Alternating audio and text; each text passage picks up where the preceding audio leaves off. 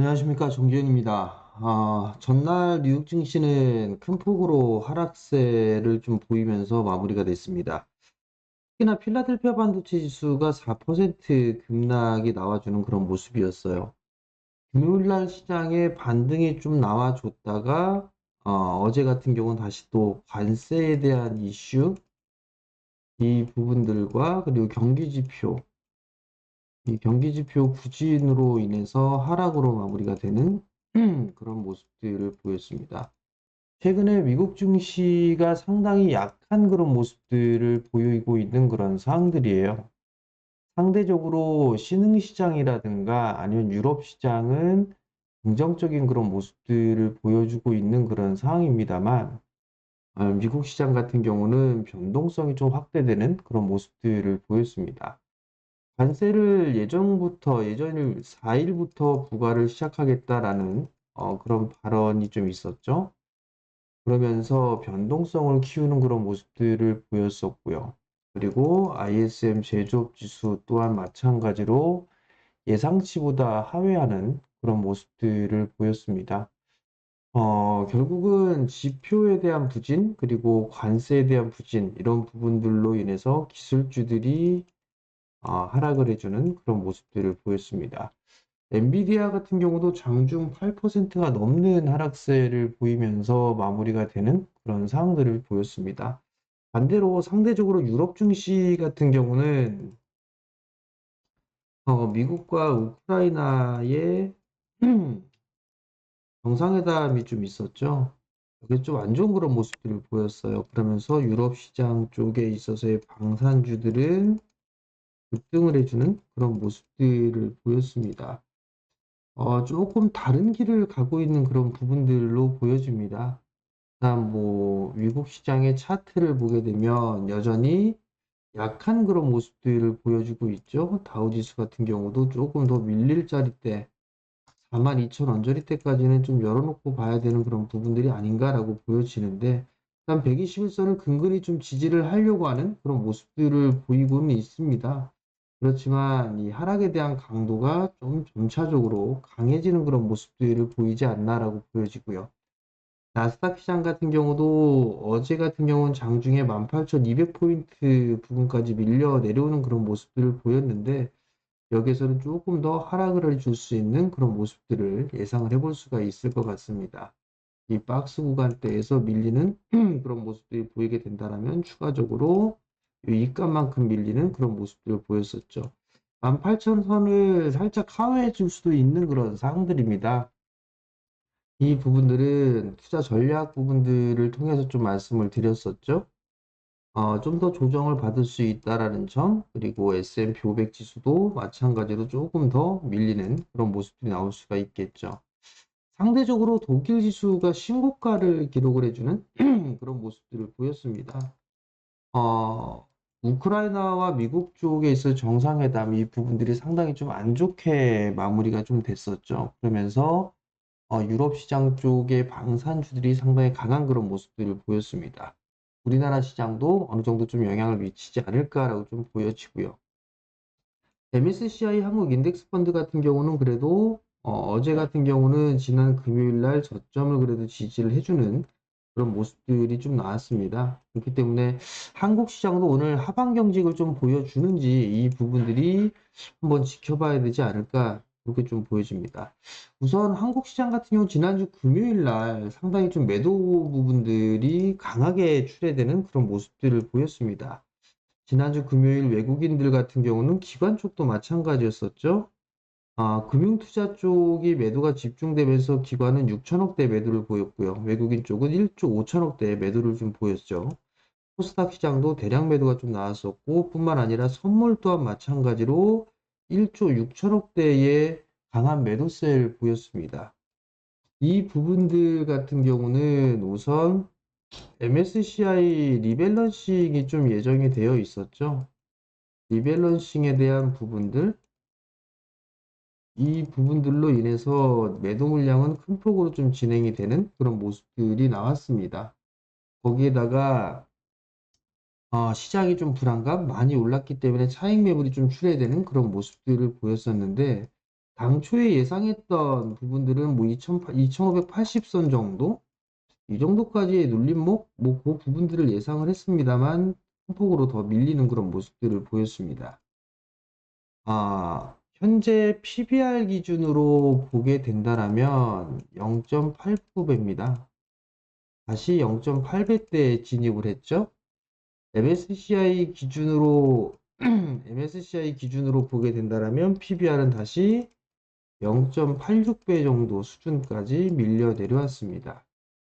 지금 구간에서는 관세에 대한 불확실성 그리고 경기 지표에 대한 둔화 이 부분들로 인해서 변동성을 보여주고 있는데 이 부분들에 있어서는 매수에 대한 기회로 삼아야 된다라는 부분들은 여전히 변함없습니다. 오늘 밀리는 그런 모습들이 나오게 된다면 오늘 시초가부터 매수를 하는 그런 전략이 저는 좋아 보인다. 이 점을 좀 말씀을 드리도록 하겠습니다. 3월 달에는 이슈와 이벤트들이 좀 많죠. 탄핵에 대한 결과가 예정이 좀 되어 있죠. 그리고 관세에 대한 얘기는 계속적으로 진행형입니다. 그리고 3월 말부터는 공매도가 다시 전면 진행이 되죠. 그렇기 때문에 이런 이벤트들이 여전히 좀 많이 남아있는 그런 사항들이에요. 그렇기 때문에 지금 이 이슈에 대한 흐름들로 인해서 변동성을 확대시킬 수는 있는 그런 사항들입니다. 그렇지만 이런 변동성을 활용을 해서 포트폴리오를 구성해야 되는 그런 전략을 좀 말씀을 좀 드렸었죠. 우선 시장을 좀 보게 되면 낙폭과대형 섹터들과 주도 섹터를 병행할 필요성은 있지 않나라고 좀 보여집니다.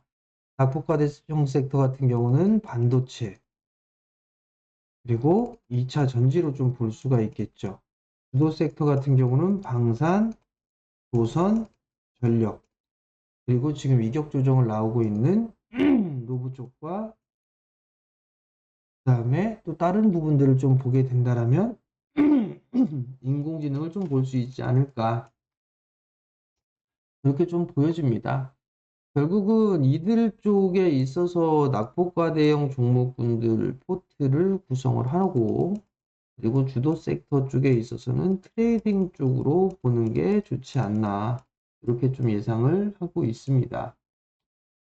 오늘 같은 경우는 아무래도 방산 쪽에 있어서의 이슈 이 부분들이 그래도 국내 시장에 좀 반영이 되지 않을까 싶어요. 지정학적 리스크로 인해서 유럽 시장의 방산주들이 좀 급등했었죠. 그렇기 때문에 방산 쪽 종목군들과 조선 이쪽 섹터들이 그래도 지수를 방어를 해주는 금일 그런 모습들을 보이지 않을까라고 좀 보여지고요. 그리고 헬스케어 쪽이라든가 제약바이오 이런 쪽도 양호한 그런 모습들을 보였습니다.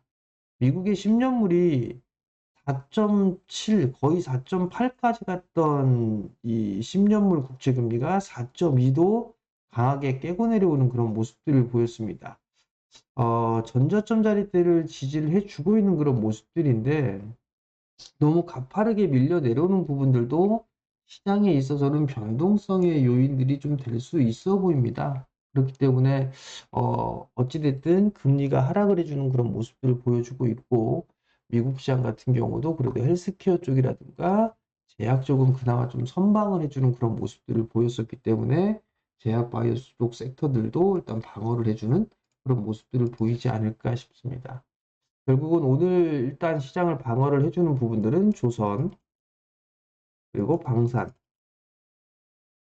이쪽 섹터들과 그리고 제약바이오, 이쪽에 있어서의 종목군들이 그래도 시장을 방어를 해주는 그런 모습들을 보이지 않을까라고 좀 보여집니다. 그 이외에 이제 테마성의 흐름들을 좀 보게 된다라면 뭐 재건 쪽이라든가 뭐 유리 기판 뭐 이런 여러 가지 부분들도 좀 있는 그런 상들이지만 재건 쪽은 좀 식상하죠. 그렇기 때문에 이건 좀 넘어가고 유리기판 쪽 같은 경우도 한 차례 큰 시세가 났습니다. 그렇기 때문에 이쪽 섹터들보다는 원자력 쪽이다. LNG 쪽 이런 쪽으로 좀 테마를 보는 것도 나쁘진 않을 것 같아요. 그리고 관세가 좀 부각이 되니까 중국 쪽도 보복 관세가 좀 진행이 되겠죠. 뭐 곡물이라든가 또는 히토류라든가 뭐 이런 쪽에 있어서의 테마성의 흐름들도 일단 나올 수 있는 그런 상황이 아닌가라고 좀 보여집니다. 시장이 변동성이 이렇게 생겨버리게 되면 불안불안한 부분들은 당연한 그런 상황들입니다. 근데 여전히 시장에 있어서 이 흐름들은 조정을 받았을 때는 매수를 해도 될 만한 그런 구간이 다시 좀 진입을 했습니다. 그렇기 때문에 너무 불안해하지 마시고 변동성을 좀 활용을 해서 매수를 해보는 그런 전략은 여전히 유효하지 않나라고 좀 보여지고요. 여전히 시장에 있어서는 반등이 충분히 좀 나올 수 있지 않나라고 좀 보여지고 미국 시장도 얼추 많이 빠져 있는 그런 상황들이기 때문에 일단 3월 달 시장 같은 경우도 매수에 대한 기회를 좀 작용을 해야 되지 않을까라는 점을 좀 말씀을 드려보도록 하겠습니다. 밴드에서는 미리 말씀을 좀 드렸어요. 2월 19일 날 일단 변곡점에 대한 부분들을 좀 말씀을 드렸었는데 2월 19일 날 고점을 기록하고 나서 계속적으로 밀리는 그런 모습들이 좀 나왔었죠. 일단 여전히 리스크 관리나 이런 부분들도 좋겠지만 좋은 종목을 싸게 살 수 있는 그런 기회다라는 점을 좀 기억을 하시고 3월 달에는 포트폴리오를 좀 구성하는 전략, 그리고 이 포트를 구성했을 때는 좀 길게 보게 되면 동시만기 전후 때까지는 일단은 변동성이 좀 나올 수 있다라는 점을 좀 기억을 하시고 그 시점까지는 일단 종목에 좀 집중을 하는 그런 전략을 좀 말씀을 드릴 테니까 그 점 좀 참고를 하셨으면 좋겠습니다. 자, 매일 영상을 올려드리고 있습니다, 여러분들. 그렇기 때문에 영상을 보시면 구독 신청 부탁드리고요. 좋아요도 눌러주시고 저녁 때 공개 방송을 진행을 하니까 알림 설정도 해놓게 되면 도움이 되겠죠? 자, 오늘도 성공 투자하시고요. 저는 다음에 다시 찾아뵙도록 하겠습니다. 마치겠습니다.